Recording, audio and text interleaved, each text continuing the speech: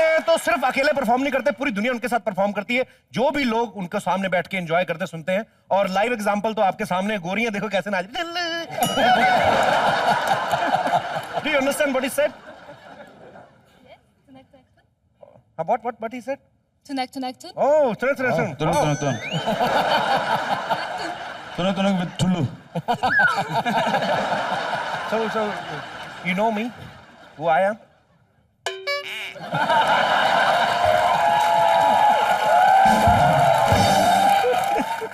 अच्छा, ये देखो दुनिया में कितना प्यार है।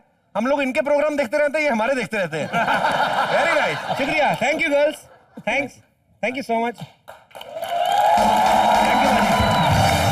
एक बार जोरदार तालियां दलेर बाजी के लिए।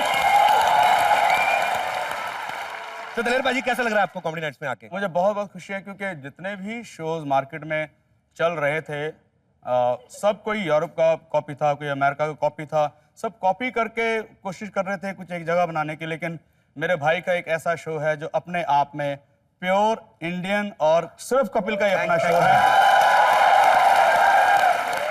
और बस यही इंतजार करते थे कि कब वो दिन आएगा कि मैं भी शो में शामिल होऊंगा। आज हम तो हमेशा से आंखें बिछा के आपका इंतजार कर रहे थे। आपके पास टाइम नहीं, कभी अमेरिका तो कभी लंदन, कभी स्पेन। अब क्या करें? सो मैं बिकॉज दलेर पाजी को जिन्होंने देखा, पहली एल्बम बोलो तारा जब रिलीज हुई तो लोगों ने ओवरनाइट देखा एक सुपरस्टार को, लेकिन पाजी उसके पीछे की मेहनत जो है वो शायद कोई नहीं जानता होगा। सो उसके बारे में कुछ बताइए कि आपने शुरुआत कहाँ से की, कहाँ आपका जन्म हुआ और कहाँ से आपने सीखना शुरू किया? मेरा जन्म तखतसरी पटना साहब बिहार में हुआ है। मेरे फादर साहब अजमेर सिंह जी और माता मेरी बलवीर कौर जो कि गुरुद्वारा साहब में ही कीर्तन करते थे। और मेरा जन्म से पहले ही मेरा नाम जो था, जब मैं कहते हैं कि माँ के पेट में भी नहीं था तो हमारे माता पिता ने सोचा था अगर हमारे यहाँ बेटा होगा, अगर बच्चा होगा तो उसका नाम हम दलेर सिंह रखें, डाकू दलेर सिंह रखेंगे। तो भगवान ने सुनी और कहते हैं कि जब पैदा हो गया तो नाम तो उन्होंने सोचा था, पर जनरली हरदम गुरुद्वारे से नाम रखते हैं, तो सोच रहे थे कहीं और कोई और वहाँ पे अक्षर या लेटर निकल आया तो पता नहीं क्या होगा, हमने तो दलेर सोचा था। तो गुरु महाराज की कृपा से वहाँ पे जब गए हैं तो गुरु ग्रंथ साहब में भी फिर जो लेटर था वो डी ही निकला। तो इस तरह मेरा नाम हुआ। और माँ बाप से मैंने पहले म्यूज़िक सीखा, कीर्तन सीखा, राग सीखे। फिर मेरे उस्ताद लेट उस्ताद श्री राहत अली खान साहब जो गुजर चुके हैं, उनसे मैंने फिर पटियाला घराना से उनकी गज़लें सीखी, गाना सीखा गोरखपुर से। इस तरह मेरा ये सफ़र शुरू होता फिर थोड़ा सा नाम मशहूर हुआ। दलेर मेहंदी मेरा नाम जो शुरू हुआ था मेरे बड़े भाई जो मेरे साथ अभी आए हुए हैं, अमरजीत सिंह, ये कहते यार मैं परवेज़ मेहंदी साहब की गज़लें बहुत गाता था। तो कहते यार मैं तेरा एक ना सोचा है, ना रखना है। तो आगे पीछे मुझे बहुत काफ़ी उन्होंने बुरे नाम दिए थे। मैं कहा रहने दो यार, मुझे नहीं चाहिए नाम। वो नहीं यार कुछ सुनता है तो तेरा नाम रख दे दलेर मेहंदी। मैंने कहा नाम तो ठीक है पर हम लोग सिखों के घर में पैदा हुए हैं, सिखों के बच्चे हैं, पर मेहंदी से लोग सोचेंगे शायद ये मुस्लिम या मोहम्मदन है। बोलते यार जो अच्छे गाने वाले होते हैं ना तो उनका सब धर्म से प्यार होता है, उनका कोई धर्म नहीं होता, सबको प्यार करने वाले होते हैं। देखिए ना, जो दलेर शब्द है ना इसमें से पंजाबियत छलकती है। Thank you. तो मैं आपको ये कहूंगा, आज ये नजरें नहीं बनी झुकने के लिए। पंजाबी जी कहना ए नजरा नहीं बनिया झुकन वास्ते, ये ते बनिया ने शहीदियां खुमारियां दे लई।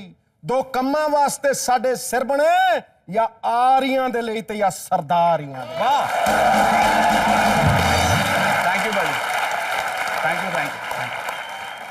और ये आज दलेर पाजी ने बताया कि परवेज मेहंदी साहब के नाम से बड़े भाई साहब ने दलेर पाजी को नाम दिया, दलेर के आगे मेहंदी। ये तो हम लोग कभी कभी सोचते थे, क्योंकि मैंने कहा कि दलेर पाजी के नाम के आगे मेहंदी लगता है, मीका पाजी के आगे नाम के क्यों नहीं लगता? तो सारी मेहंदी दलेर पाजी यूज कर गए। तो मैं सोचता था ये। तो पाजी आपका बहुत बहुत स्वागत है कॉमेडी नाइट्स में। अभी आपसे ढेर सारी बातें करेंगे। आपके चाहने वाले, आपके गानों पे थिरकने वाले लोग यहाँ पे मौजूद हैं। आप प्लीज यहाँ पे विराजमान हो जाइए। जोरदार तालियां एक बार दलेर पाजी के लिए। और शर्मा जी,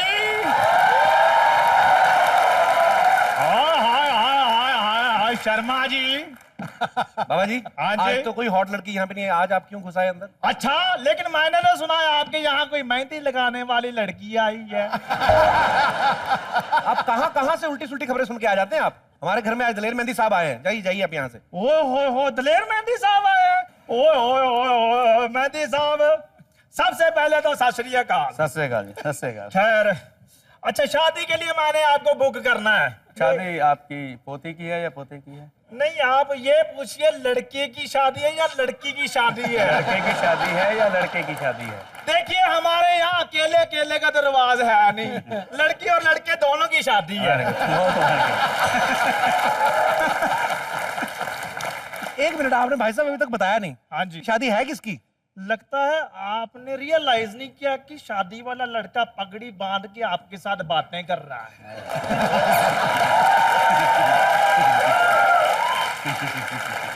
आप शादी करवा रहे हैं? पर पापा जी, आप तो वाइब्रेशन पे लगे हुए हैं क्या? मतलब कैसे? आप एक जगह खड़े तो करें अपने हाथ, आप शादी करने चले हैं। फिर क्यों मैं वाइब्रेशन पर लगाऊं? नेटवर्क तो पूरा आता है कि नहीं?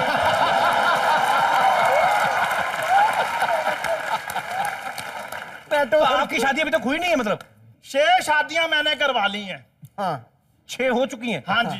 तो अब क्या क्या साबित करना चाहते हैं आप? नहीं, वो टिकती नहीं थी मेरे पास। तो जो 6 नहीं टिकी तो अब टिक जाएंगी क्या आप? देखो मेरी बात सुनो, बंदे का जिंदगी में एक आध बार पेट खराब हो जाए तो इसका ये मतलब थोड़ी कि वो खाना खाना छोड़ दे। बिल्कुल सही, बिल्कुल। दिलेर भाई, बंदा तो तब तक खाता रहता है जब तक डकार ना आ जाए। खैर दिलेर भाई, आप ही बताइए, अब आपसे कोई एक आधा सुर फीका लग जाए तो आप गाना गाना थोड़ी छोड़ दोगे। मुझे लगता है कि आपके सारे सुर काले और ढीले हो चुके हैं, इसलिए अब 7वीं शादी हो रही है आपकी। लग रहा है कि आप अपने सुर को एक बार रियाज करके अच्छी तरह चेक कर लीजिए। ओए होए होए होए होए, ये होता है सीखे हुए बंदे का फायदा। कितने सुर में बेइज्जती कर रहे हैं। अच्छा, वैसे हाथी फसल में होता है यहाँ पर, तो अभी तक हाथापाई हो जानी थी। अंकल, बात एक आध सुर की है नहीं, आपका पूरा ऑर्केस्ट्रा ढीला हुआ पड़ा है। प्रॉब्लम ये है। देखो, बैंड अगर धूम धड़ाके से बजता ना तो एक आध डुग्गी फटी हुई भी चल जाती है। दिलेर भाई, अब आप ना मेरी बात से एग्री करोगे जी। देखो, जो आपने शादियों पर बैंड बाजे वाले देखे हैं, 20 लोग आते हैं, 20 के 20 पूरा बैंड थोड़ी बजाते हैं। ये आपने बड़ी पते की बात कही है। ये मैंने भी बात नोटिस की, जो बैंड वाले आते हैं ना, हाँ। 6, 7, 20 लोग होते हैं, उनमें से 8-10 बजाने वाले होते हैं। बाकी बीच में जो बड़ा वाला पंपू नहीं होता, वो बड़ा जो आदमी ने गले में फंसाया होता है, वो वैसे खड़ा होता है, पेमेंट होती है सिर्फ। वो क्या करते बताइए ना?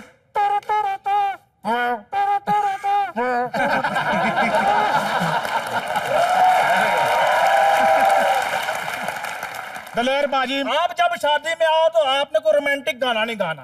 क्यों? क्योंकि सोनू निगम पिछली बार आया था तो रोमांटिक गाना सुन के दुल्हन उसके साथ ही तूतियां हो गई। आप एक काम करें, आपको मिक्का ठीक करेंगे। आप मिक्का का नाम बिल्कुल नहीं लेना। क्यों?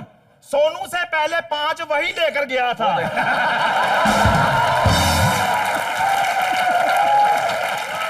एक्चुअली सड़क किनारे इंटरव्यू करने का यही पाजी नुकसान है। कोई भी घुस आता है मुंह उठा के। अब देखो कितनी उम्र है, पापा जी की शादी करने चले हुए हैं। पूतनी का। हाँ। पाजी, आप प्लीज यहाँ पे विराजमान हो जाइए। जब कोई आदमी अपने करियर में शुरुआत करता है, बड़ी सारी प्रॉब्लम्स आती हैं। आज दलेर पाजी सुपरस्टार हैं, किसी जान पहचान के मोहताज नहीं, लेकिन पाजी जब आपने शुरुआत की होगी, कुछ ऐसी मेमोरेबल मोमेंट्स होती हैं कि जो आदमी कभी भूल नहीं पाता है। कुछ अच्छी होती है, कुछ बुरी भी होती है। कुछ ऐसा कभी हुआ कोई स्ट्रगल टाइम में कि आपने कभी कहीं शो करने गए हो और सारा काम ही खराब हो गया हो? वैसा कुछ हुआ कभी? हाँ, ऐसा हुआ है कि एक शो था और ये बात है 90 की बात है। और अच्छा जी। ब्रजेश कपूर जी, उनको अल्लाह अभी जन्नत बख्शे, अभी गुजर गए हैं। बहुत अच्छे ऑर्गेनाइजर थे। तो उन्होंने कहा, दिलेर यार, एक शो आया गजलदा और बड़ी तेरी बहुत डिमांड हैगी, तो पाजी जरूर करेंगे। तब नाम दिलेर मेहंदी हो गया था। ये बात 90 की है। लेकिन मशहूर काफ़ी लोगों में था कि दिल्ली में कि एक लड़का गज़लें गाता है। तो बोलते हैं वहाँ पे और भी आर्टिस्ट हैं और सुनने वाले बहुत गजब के हैं। और कहते हैं कि प्रवेश साहब की गज़लें भी बहुत कमाल से सुनेंगे जी। तो मैं बहुत खुश हुआ। मैं कहा पाजी चलेंगे हम। तो बुक हो गया। तो जनकपुरी दिल्ली में एक जगह है, वहाँ पे एक शो था और वो कोठी के अंदर कोई 150 गज का कोई लॉन था, बड़ा सजा हुआ खूबसूरत।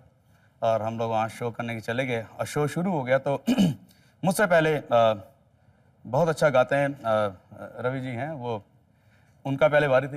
तो उन्होंने अपना हारमोनियम लेके थोड़ा गुलाम अली साहब का भी थोड़ा शेर ही बोला था थोड़ा सा, तो उसने एक फरमाइश आई बीच में कि हुजूर वो झूम बराबर झूम वो उससे शुरू कीजिए आप। अच्छा। तो उन्होंने कहा जी बड़े सुनने वाले लोग हैं, बहुत अच्छा उन्होंने आलाप लिया।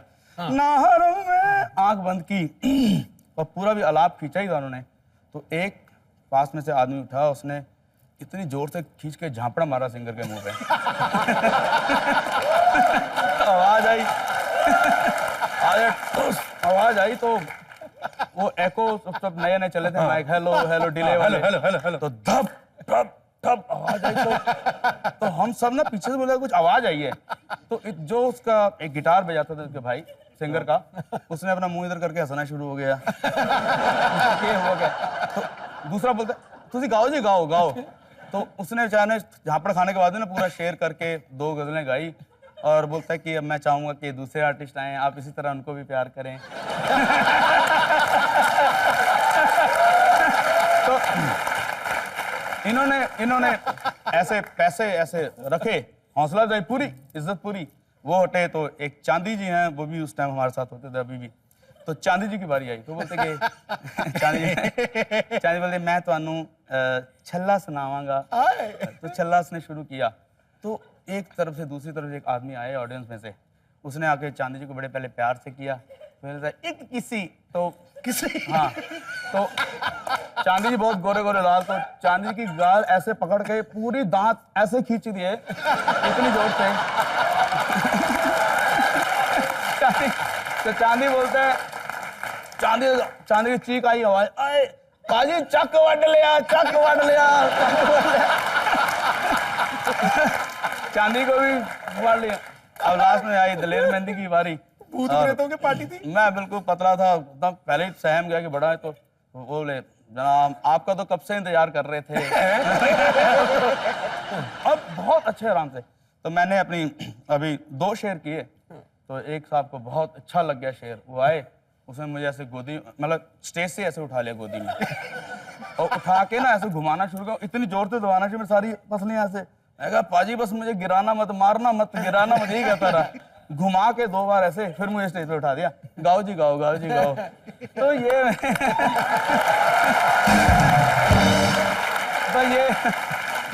जिंदगी में भूलता नहीं ये वाक्य नहीं भूलता। ये वाकई अब सोच के हंसी आती, लेकिन आप उस समय सोचिए आप कि 2 सिंगर के साथ पहले ऐसा हुआ, अब दलेर पाजी गाने लगे हैं। अभी तो गाना है ना। वैसे किसी आदमी ने बाथरूम उठ के जाना हो तो आदमी डर ही जाता, ले मेरे पास आ रहा है। एक मुझे भाभी जी ने एक किस्सा सुनाया था, कुछ तो हरिद्वार में कुछ हुआ था, वो उसके बारे में कुछ बताइए। हम लोग हरिद्वार में हम लोग शो करने गए और बहुत पुरानी बात, तभी ये भी 92 की बात है। तो मैं गाने गा रहा था अपना, और जानू मेरी जान मैं तेरे कुर्बान मैं तेरा, सारी मिक्सिंग कर रहा हूँ गानों की, मेडले गा रहा हूँ, बड़े आराम से चलता जा रहा है शोर। और बहुत शादी का शो था, काफी भीड़ थी। तो एक आदमी बहुत ना ऐसे आया, बहुत गंदे से कपड़े उसके एकदम, मुझे कहता है, तो मैंने कहा पिचैट गाता पिचैट, जैसे बड़ा जोश में बोलता है एक गाना गा दीजिए। जटी यमला पगला दीवाना मैं सुनता हूँ। तो आधा घंटा हो जा रहा, कितनी बार मुझे रिक्वेस्ट कर चुका, तो मैंने सुनी नहीं, मैं अपना जोश में लगा हुआ गा रहा हूँ। सडनली उसने ना ऐसे अपनी जैकेट में से हाथ डाला और बिल्कुल मेरे सामने ऐसे ऊपर फायर किया, ढस। तो जैसे मैं ढल किया, मैंने कहा और ये यमला